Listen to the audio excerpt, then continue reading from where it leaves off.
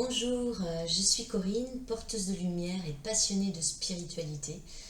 J'ai créé cette chaîne La Lumière Pure de l'Amour en guidance spirituelle pour vous transmettre ma lumière et également vous faire partager ma connaissance sur ce monde un peu particulier qu'on ne voit pas ou qu'on ne sait pas voir mais qu'on ressent. Du fait où je suis passionnée par la cartomancie aussi, j'ai allié la spiritualité et la cartomancie. Donc pendant que je vais vous raconter comment j'ai mis les deux pieds dans la spiritualité d'amour inconditionnel, je vais faire une guidance, laisser les cartes venir afin de vous en faire la lecture après ma petite histoire. Donc comme je vous l'ai dit, je m'appelle Corinne. Et quand je suis venue dans la matière, mes parents attendaient donc leur 4e fille. Et ils étaient persuadés que ça allait être un garçon. À cette époque-là, on ne pouvait pas déterminer le sexe. Il n'y avait pas encore cette fonction-là, autre que la prière. Et comme ils étaient certains que la vie allait leur amener au moins un garçon, ils avaient, quelques semaines avant ma naissance, fêté la naissance de Bertrand. Et donc, c'est Corinne qui est arrivée.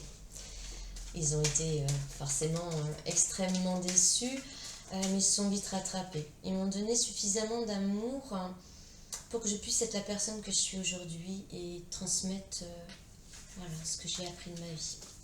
Donc, je les en remercie. Donc, mon début de vie a quand même été particulier, puisque désiré, mais en tant que garçon, le syndrome de l'abandon avec le placenta, le syndrome du rejet avec le fait que j'étais une fille, ça s'est démarré difficilement pour moi. Mais comme je vous le disais, il y a eu de l'amour. J'ai eu la chance dans mon enfance, les plus beaux moments de mon enfance d'ailleurs, d'aller vivre en Arabie Saoudite pour aller rejoindre mon père. J'y allais avec ma mère. On est allé une année complète vivre là-bas parce que mon père, à ma naissance, est justement parti là-bas pendant 11 ans. C'était la façon de connaître mon père. Je l'ai connu relativement tard. Il y a eu quelques voyages qu'on faisait l'été pour aller là-bas, où lui, une fois par an, il revenait en France pour nous voir. Mais je ne le connaissais pas, cet homme. En allant vivre une année complète là-bas, voilà, j'ai pu mettre un visage sur le nom, quoi. C'est toi, papa. Hop là. Ça s'appelle une carte qui veut passer. Quand je suis allée vivre en Arabie, c'était, comme je vous l'ai dit, les plus beaux moments de mon enfance. Parce que là-bas, j'ai appris que la différence, c'était toute la différence. Qu'en fait, on pouvait vivre avec et comprendre et aimer des gens de couleurs différentes que nous et d'avoir une culture différente et qu'on pouvait tous vivre en respectant les règles de chacun. Déjà, à 9 ans, c'était riche de savoir ça.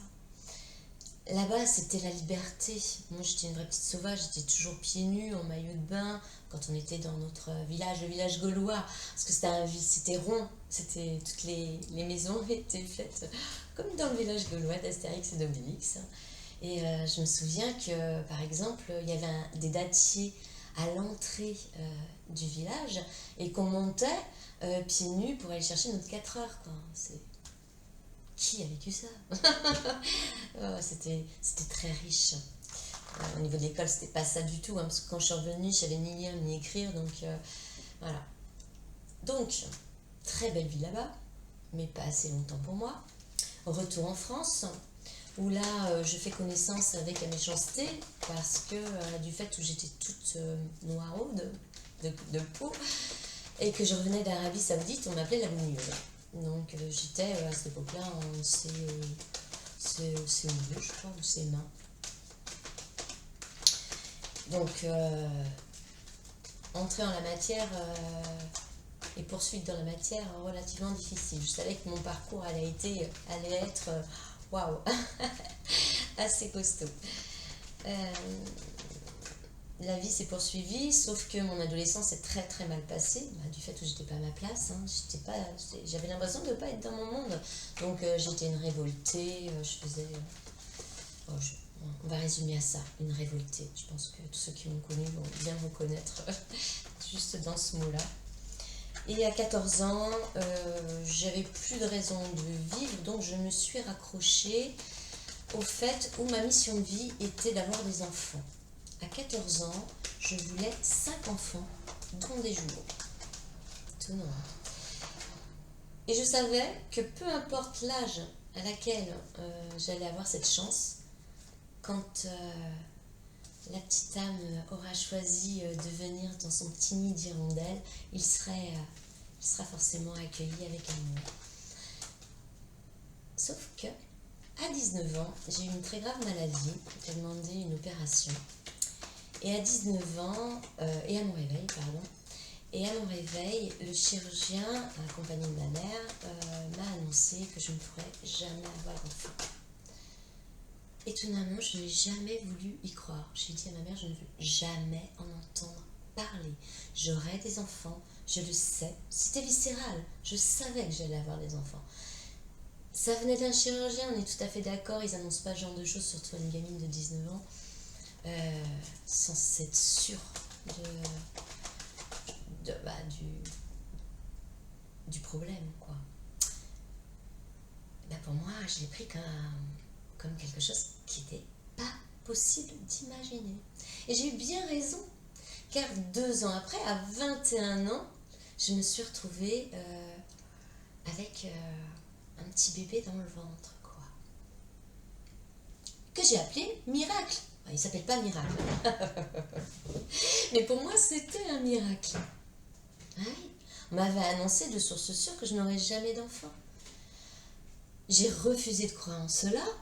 21 ans, je porte la vie. Ça, c'est pas un miracle. Qu'est-ce que c'est un miracle? Donc, j'ai mis au monde un petit garçon merveilleux qui m'a rendu la jeune femme la plus heureuse. Voilà, je connaissais le bonheur intérieur, c'était magique. Et je prenais conscience que j'avais raison de penser que j'étais pas comme les autres. J'avais raison de suivre ces ressentis que j'avais, c'est comme des certitudes que j'avais. La vie s'est poursuivie.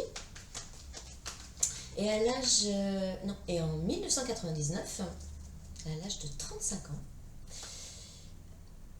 j'ai eu un deuxième enfant, une petite fille, le choix du roi. Vous voyez là, on est déjà rendu à 2 enfants que je ne pouvais pas avoir. Et j'avais quel âge? J'avais 40 ans. À 40 ans, j'ai eu un nouveau compagnon de vie qui était très très désireux d'avoir un enfant.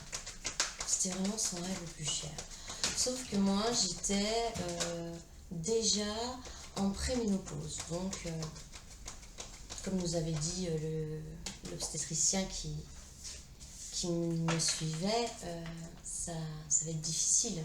Ça va être très difficile. Sauf que, préménopause ou pas préménopause, à 41 ans, j'ai eu un petit bout de chou dans le ventre que j'ai appelé Raphaël, mais qui n'est pas allé en son terme. Donc voilà, il a à un moment donné fait le choix de rompre le contrat, qui est tout à fait son libre arbitre et que j'accepte parfaitement, puisque j'ai compris que nos enfants ne nous appartiennent pas. Ils nous choisissent, nous, parents, pour venir répondre à quelque chose qu'ils n'ont pas compris dans une autre vie. Mais ça fera partie d'une autre vidéo. Donc j'ai perdu mon petit Raphaël. Et là, pour moi, ça a été le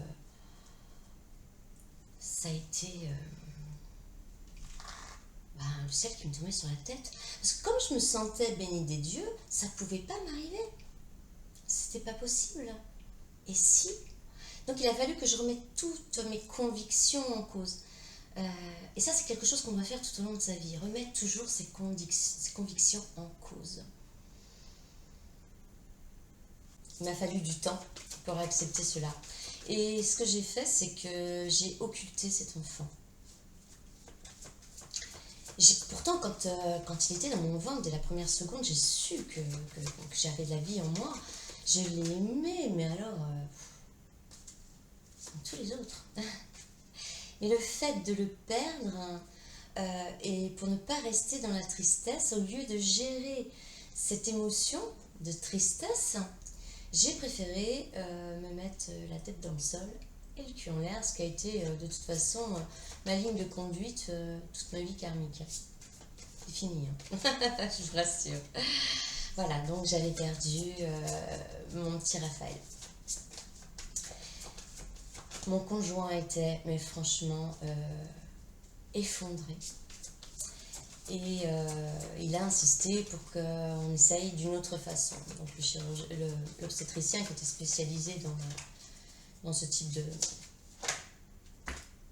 de choses, nous avait dit comme ça, en faisant d'autres examens, que j'étais de nouveau en préménopause. Et que là, au niveau du taux, ça allait être un miracle si naturellement vie pouvait y avoir. Que ça allait peut-être être possible, mais qu'à la seule condition de passer par une intervention extérieure. Moi, j'ai même pas essayé de savoir ce qu'il voulait m'injecter, me faire. Ça ne m'intéressait pas, parce que ce qui doit arriver arrive, ce qui ne doit pas arriver arrive pas. Donc, voyant le désespoir de mon conjoint, voilà, lui expliquer qu'il fallait vraiment qu'il accepte la situation, parce que c'est ton moment, il avait pu avoir de vie, quoi. Et pareil pour moi, faire le deuil de cette grossesse qu'on souhaitait. Sauf que, sans intervention extérieure autre que peut-être et sûrement divine, très peu de temps après, j'ai senti que j'avais encore la vie en moi. Un truc incroyable. Et devinez quoi? C'était des jumeaux. On était rendus à 4 grossesses et 5 enfants. Je vous rappelle ce que je voulais le plus au monde à 14 ans. Quand je vous dis qu'on a tous quelque chose à faire ici, notre vie ici, c'est pas la dualité, hein. C'est pas de penser oui puis de faire non. C'est de se mettre en axe avec nous-mêmes, en alignement, de croire en nous avant tout, quoi. Bon, là, les jumeaux, c'était incroyable. J'étais au début de mes 42 ans. Truc de fou, quoi. C'était génial. J'étais encore la femme la plus heureuse. Sauf que j'ai un de mes petits, que j'ai nommé Axel, qui, je crois que c'est au bout du 5e mois, a décidé de lui aussi de mettre fin à son contrat.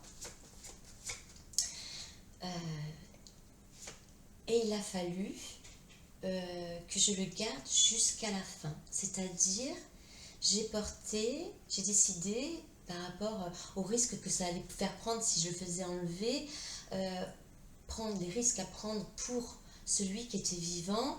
En plus, par rapport à mon âge, c'était vraiment très périlleux que d'essayer d'enlever ce petit enfant, quoi. Et donc, j'ai pris la décision de porter la mort et de porter la vie. Et j'ai compris qu'on pouvait aimer la mort et qu'on aimait la vie. Et ça a été là, vraiment le saut dans le monde qui nous entoure, le paranormal. Comme je vous disais, pour moi aujourd'hui, le paranormal, il n'y a rien de plus normal.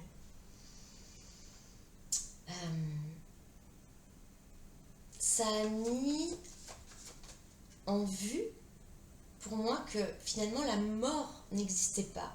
La mort est uniquement dans la matière, dans le corps qu'on a choisi. Mais notre âme, elle est toujours là. Donc je n'avais plus peur de la mort, ni pour les autres, ni pour mes proches, ni pour moi. Et donc ça libère d'une peur, mais qui prend tellement de place, parce qu'en fait, vous pourrez constater que la plupart du temps, on a tellement peur de la mort, qu'on passe à côté de sa vie. Si on réfléchit plus loin, c'est qu'on a tellement peur de la vie qu'on qu'on a peur de la mort. Voilà, c'est ça. En fait, on a peur de l'inconnu. On a peur de penser qu'on pourrait être heureux tout le temps. Et on pourrait être toujours en harmonie avec soi-même. Bon, moi, c'est ce que j'ai trouvé aujourd'hui, mais alors, il m'a fallu un temps très long, hein, ça... J'ai mis le temps, mais j'y suis arrivée, et c'est ça que je vais vous partager, justement. Donc, en fait, bon, voilà, j'en termine avec mes 5 enfants, formidables, mais 3 à élever et 2 à être en connexion par la source divine. Mais avant d'être dans cette connexion, il s'est passé, comme je vous le disais tout à l'heure, Raphaël, je l'ai occulté. Mais je l'ai occulté pour pouvoir poursuivre ma vie. C'est ce que je croyais à ce moment-là. Mais en fait, ça ne se passe pas comme ça. On ne doit pas... on doit reconnaître pour que eux puissent partir dans la lumière. Et ce qui s'est passé, c'est que à mes 50 ans, j'ai choisi de quitter mon conjoint, puisqu'on n'était plus du tout sur la même vibration. D'ailleurs, je crois qu'on ne l'a jamais été, on était des opposés, et en fait, on n'avait pas de point commun. J'étais, de toute façon, maintenant que j'ai compris, il fallait que je vive cette expérience dans la matière avec cet homme pour avoir mes 2 enfants, mes 3 enfants. C'est-à-dire Raphaël que j'ai perdu, celui que j'ai eu, et Axel que j'ai perdu. Ils m'avaient choisi. C'était moi qu'ils avaient, c'était ce nid d'hirondelles qu'ils avaient choisi pour venir se transformer dans la matière et forcément se reconnaître, puisqu'on est là pour se reconnaître, reconnaître le je suis qu'on est, se rappeler pourquoi on est venu, se rappeler l'amour inconditionnel qu'on a à l'intérieur de nous et de faire notre mission de vie, donc passer notre lumière, tout ce qu'on sait faire dans l'entraide envers les autres. Je m'égare, hein, je vous l'ai dit tout à l'heure, mais c'est important en fait, quand même. Et quand je me suis séparée et que je suis partie donc avec mes enfants, j'ai choisi une petite maison formidable qui a été un déclencheur du 2e pas et les 2 pieds dans la spiritualité. Cette petite maison, je crois qu'elle était de 1872, je crois, ou 79. Et elle s'appelle l'Espérance.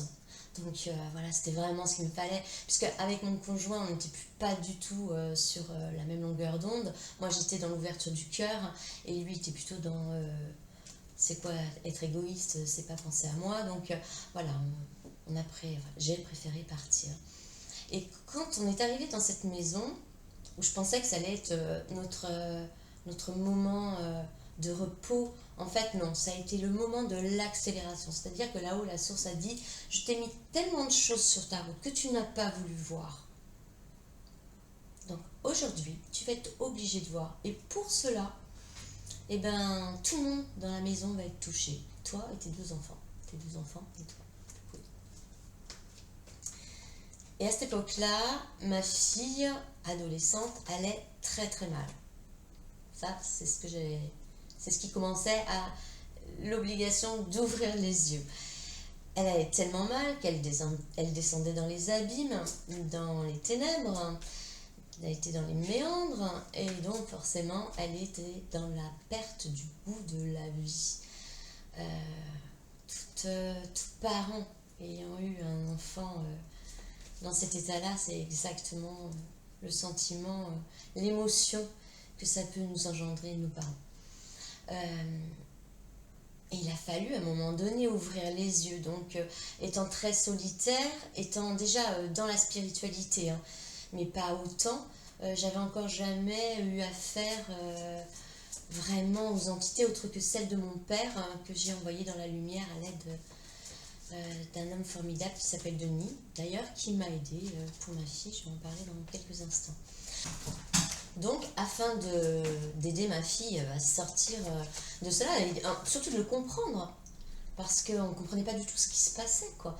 Ni elle, ni moi, et en plus, elle était complètement introvertie, complètement refermée sur elle-même, donc elle exprimait pas son mal-être, mais c'était tellement visible, ça se sentait tellement. Puis moi, à cette époque-là, j'étais déjà dans la spiritualité. Donc, j'étais déjà extrêmement dans le ressenti, dans l'intuition.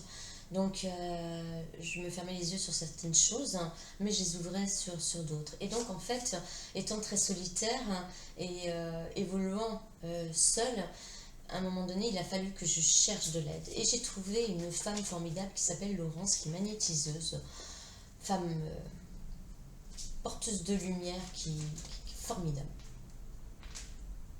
Comment dire plus? Qui, en magnétisant ma fille, nous a dit elle est trois. C'est-à-dire qu'il y a deux entités d'accrochées sur ses reins.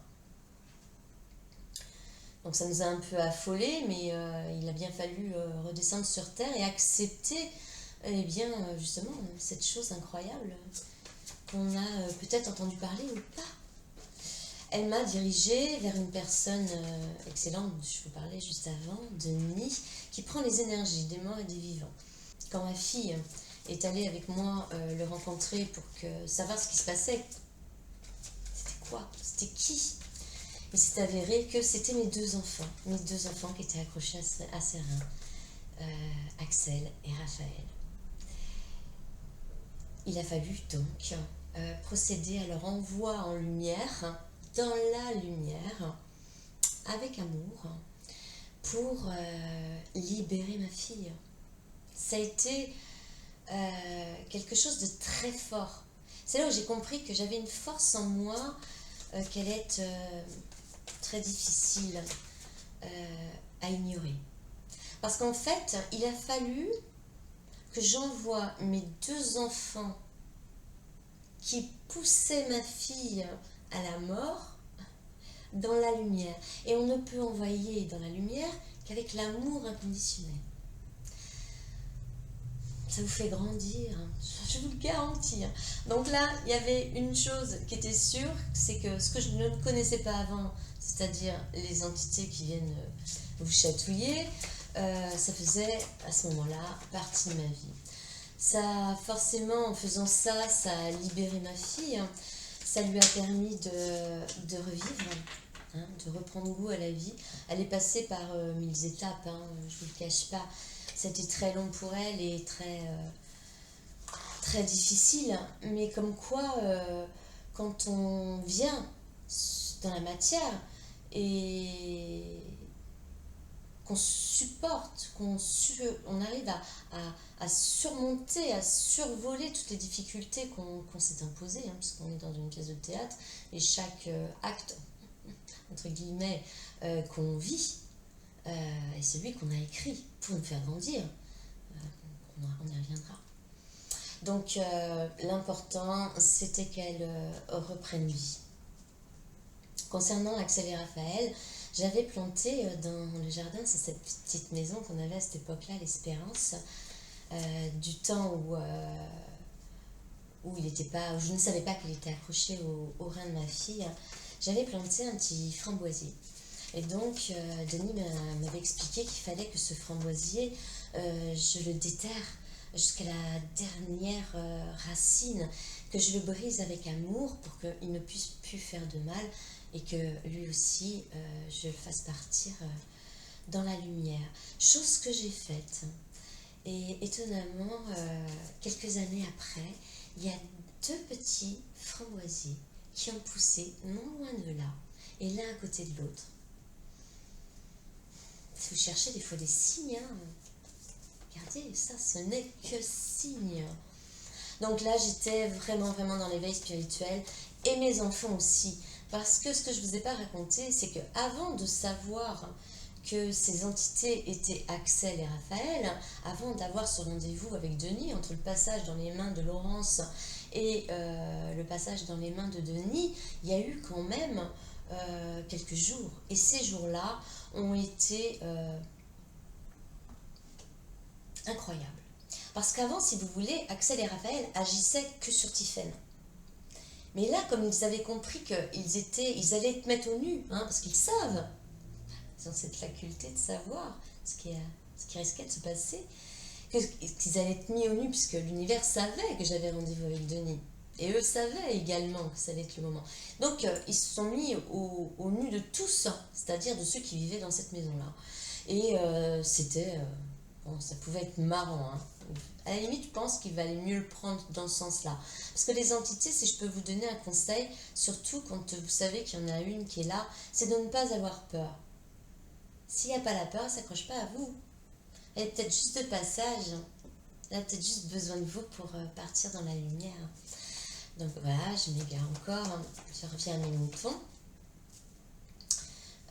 Donc on ne savait pas que c'était Axel et Raphaël. Et par exemple, la machine à chocolat ne fonctionnait jamais avec elle.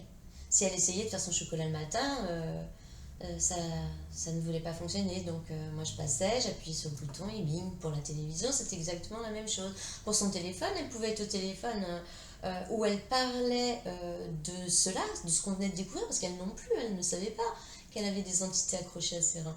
Donc elle partageait avec une personne qui était assez ouverte d'esprit pour l'entendre, et le téléphone s'est coupé. Mais couper, quand je vous dis couper, c'est pas couper, on peut enlever la batterie, remettre la carte SIM, remettre, couper. Ah, c'était incroyable. Je vibre de partout, mes cellules crépitent là en racontant tout cela. Donc voilà, on a vécu des choses un peu particulières. Les portes qui claquent. Il lui faisait peur. J'avais acheté une pierre de protection, la tourmaline. Et bien, au bout de 2 jours, elle l'a retrouvée. Alors, c'est moi qui l'ai choisie, donc je sais comment je l'ai choisie. Elle était lisse. Et au bout de 2 jours, elle l'a retrouvée avec des traces de dents. Des petites dents. Un truc de fou, hein. Et c'était étonnant parce qu'elle les a, mis de côté. Une fois que ça a été terminé, ça, elle n'a plus voulu en entendre parler de ses frères, hein. Sauf que moi j'en parlais tout le temps parce que j'avais envie qu'à un moment donné elle puisse réfléchir, hein, et être peut-être dans le pardon, bien que le pardon, hein, quoi ça sert, plutôt dans l'acceptation que elle a eu ça très tôt, donc son ouverture, elle, sur sa propre conscience, sur son je suis, s'est faite très très tôt.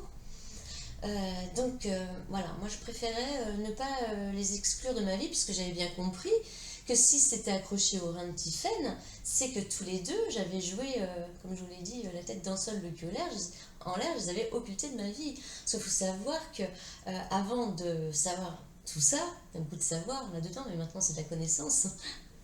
Le matin, je disais bonjour au ciel. Je disais bonjour au soleil, à la terre, à la mer.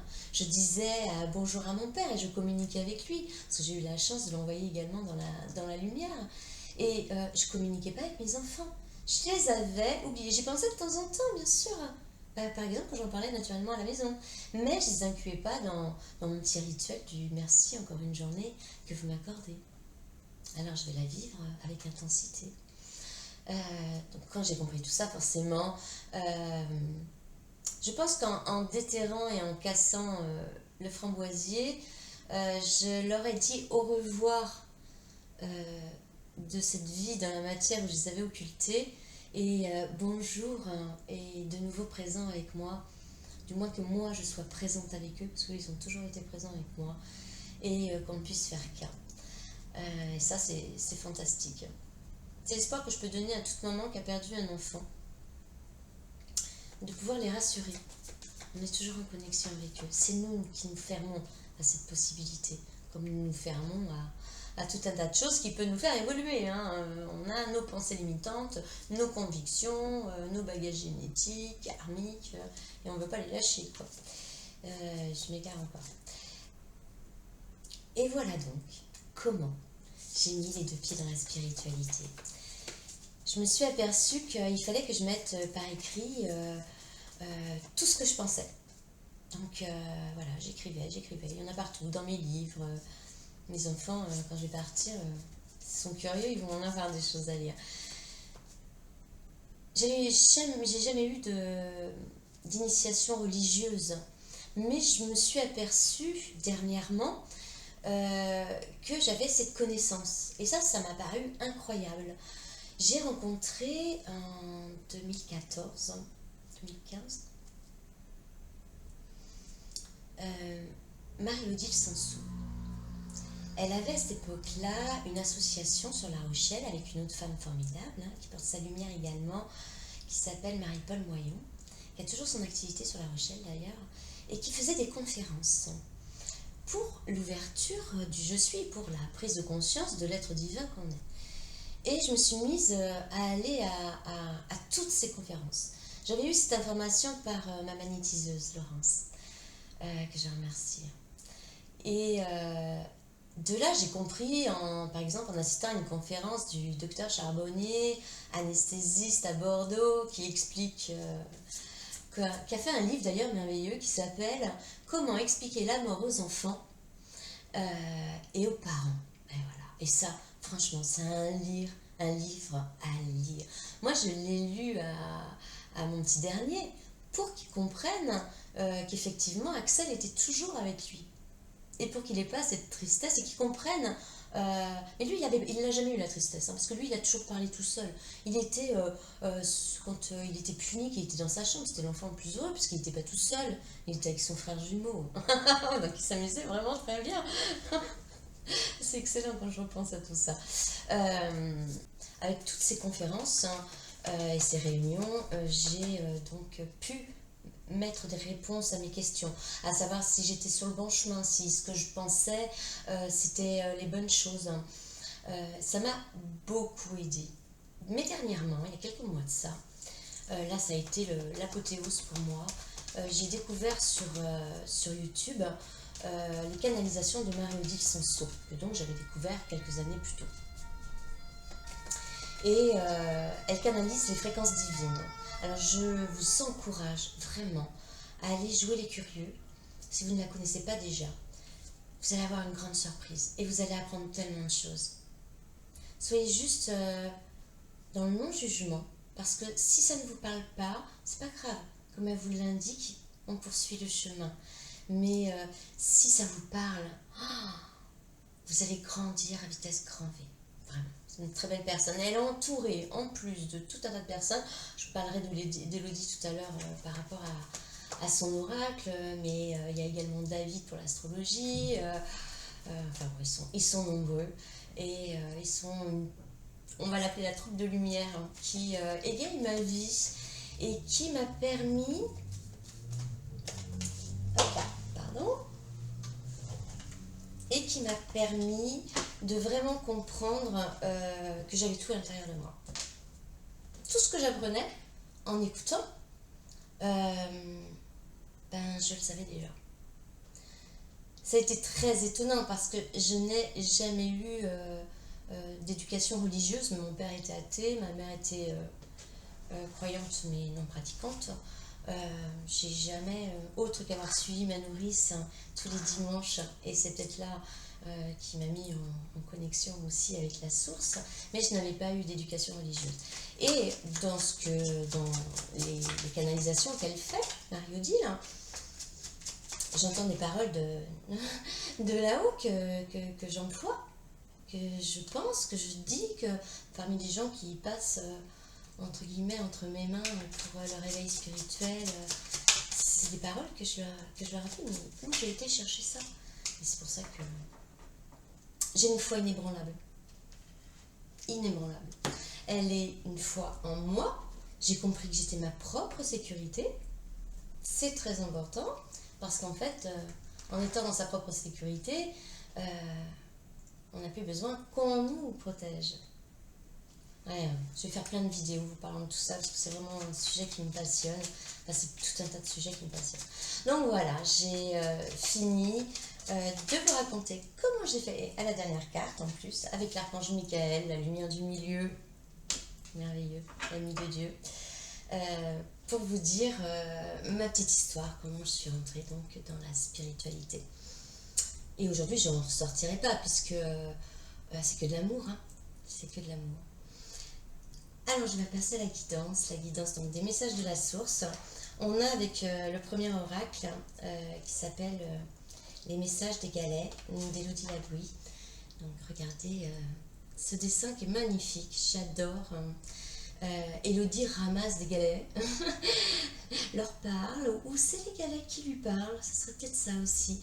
Elle les dessine, elle les peint, elle leur donne un nom et elle leur donne une histoire. Voilà, c'est magnifique.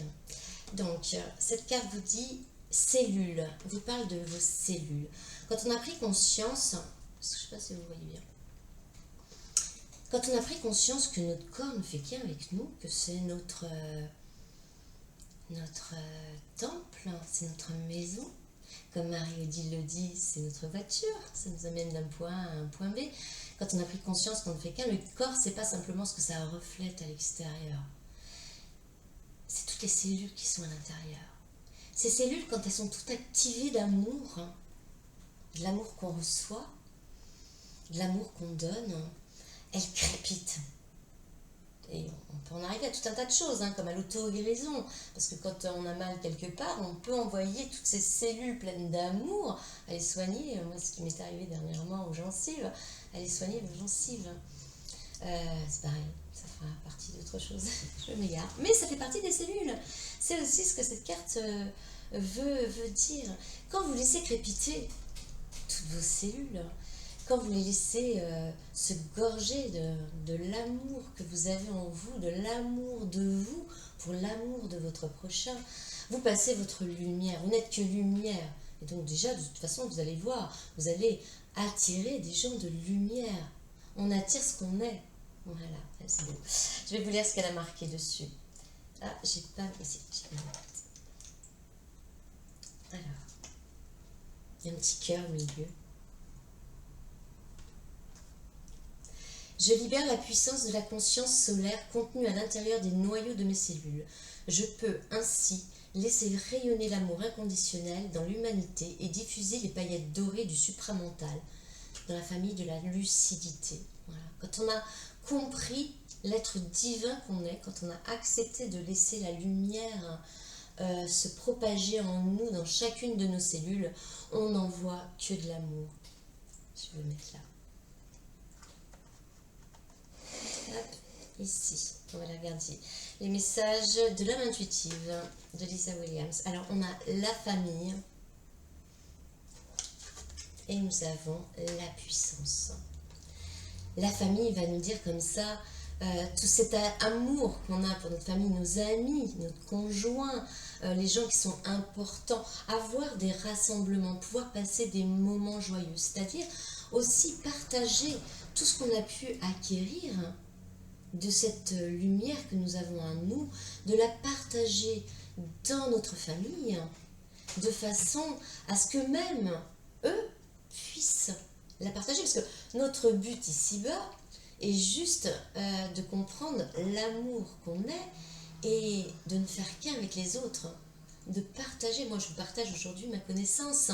Elle va parler ou elle va pas parler. Ça, c'est évident. On apprécie ou on n'apprécie pas. Moi, l'important, c'est pas qu'on m'apprécie vraiment, c'est qu'on puisse entendre. Parce que même si on n'est pas d'accord, le subconscient, lui, il enregistre.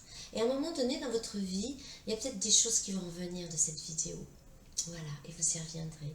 Donc, s'entourer de sa famille, donner pour recevoir. Qu'est-ce que nous dit cette carte?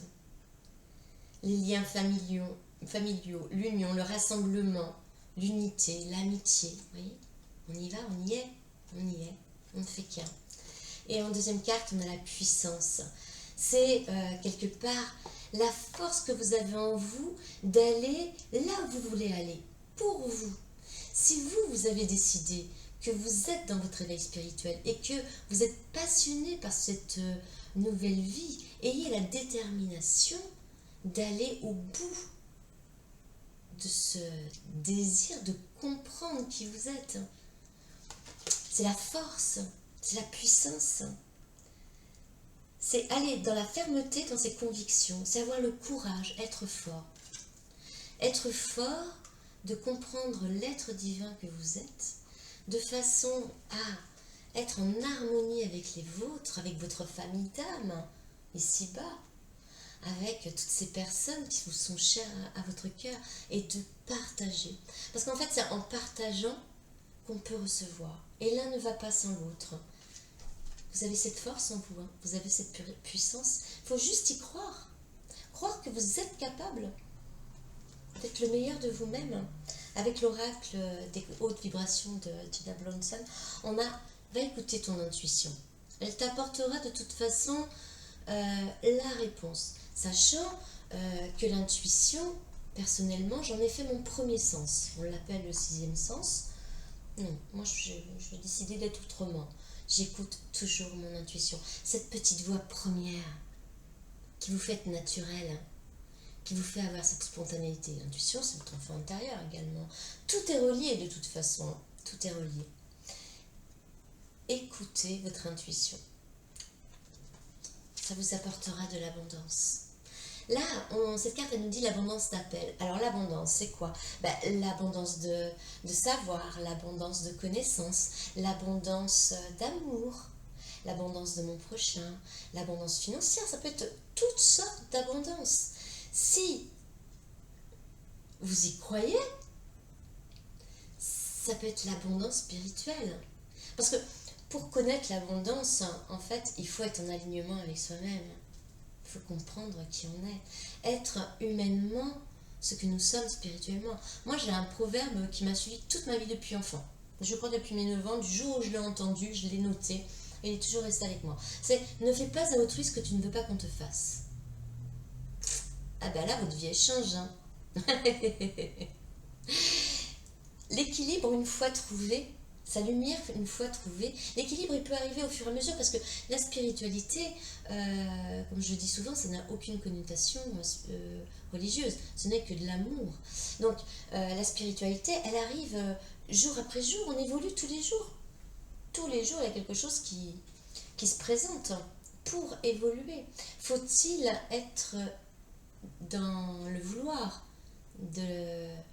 d'observer et de remarquer et d'accepter ce qu'on ne peut pas comprendre. C'est très important, ça s'appelle aussi le lâcher-prise. Avec l'oracle que j'adore des sages, nous avons les rêves. Les rêves nous disent, pourquoi tu ne crois pas en tes rêves? Va croire en tes rêves. Si tu es là, c'est que tu as envie de croire en ton rêve. Et si ton rêve, c'est de trouver ton équilibre et l'être divin que tu es, vas-y.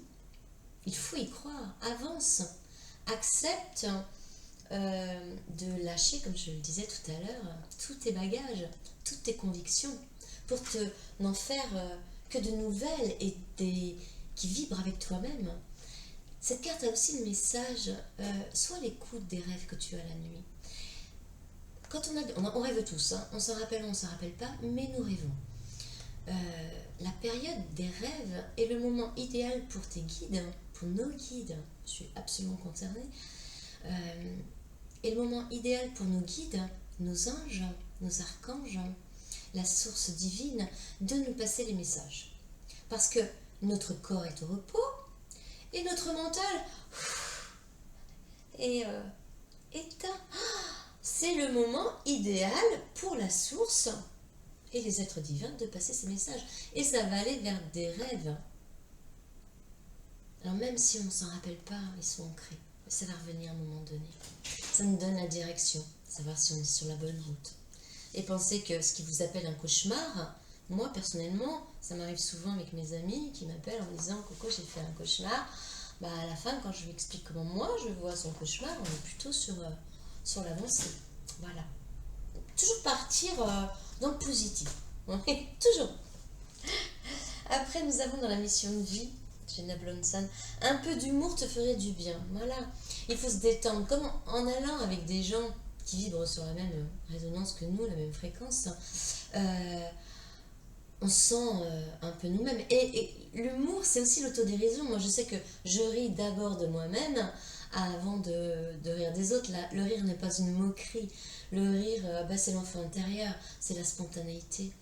Aller, donc cette carte nous dit comme ça, d'aller vers ce qui nous rend en joie, puis de se détendre un peu. Oh là là, tout peut paraître compliqué, mais en fait, rendez-vous compte des épreuves que vous avez passées jusqu'à aujourd'hui. Il y a bien des épreuves, quand vous les avez constatées, vous vous êtes dit j'y arriverai jamais, puis vous êtes là aujourd'hui, donc vous les avez dépassées, et elles ont été là pour vous faire avancer. Voilà, on vous dit comme ça, allez, lâchez-vous la grappe un peu. Alors, par contre, je vais vous la lire, parce que c'est pas... Il y a peut-être une autre définition que la mienne. Qui a dit qu'il fallait être si sérieux? Ris de la situation et de toi-même. Vivre sa mission de vie est une aventure joyeuse et riche. Aujourd'hui, fais quelque chose d'amusant. Fais quelque chose qui va t'éclater. Fais quelque chose pour toi, qui t'anime, qui te fait vibrer. Il faut, et avec l'archange Michael, donc comme je disais tout à l'heure, l'archange Michael, pour moi, c'est... quand je fais une demande d'un bouclier de protection, il est sur ma droite. Et Michael, c'est la lumière du milieu, c'est l'ami de Dieu, c'est Michael, c'est l'amour et c'est la protection. C'est le bleu. C'est beau, Michael. Michel, c'est tous concernés, les Michel. Hein. Le chemin est désormais sans embûche, j'ai retiré tous les obstacles. Tu peux évoluer maintenant facilement et en confiance. Tu vas réaliser ce que ton cœur désire. Voyez, avec la mission de vie, on vous dit comme ça, allez, détends-toi un petit peu. De toute façon, ta mission de vie, si tu l'as fait dans la joie, elle sera reçue dans la joie. Alors, voilà, crois en toi. De toute façon, en plus, si tu crois aux anges, l'archange Michael te dit, si tu es sur le bon chemin, tu verras, hein, le chemin, il sera fluide. Il sera fluide. Se rappeler que nous devons demander de l'aide. Se rappeler qu'on a notre libre arbitre. Alors, notre ange gardien, comme notre guide, ils savent tous les deux très bien ce qui est bon pour nous. Ils savent très bien si on est dans la bonne direction ou pas. Mais ils ne peuvent pas nous aider tant qu'on ne leur demande pas de l'aide. Et pourquoi ils ne peuvent pas nous aider? Tout simplement parce que c'est notre libre arbitre. Imaginez que vous voulez descendre tout seul dans les méandres. C'est un manque de confiance en soi.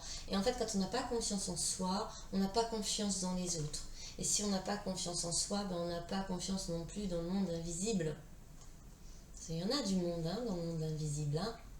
On a les archanges, on a les anges, on a les êtres de lumière et d'amour, on a les travailleurs de lumière, on a les fées enchantées, pour nous les sorcières, les clairvoyantes, on a les médecins du ciel. On a les guides spirituels et les guides ancestrales. Ouais, il y a un monde, je ne les connais pas tous. Hein.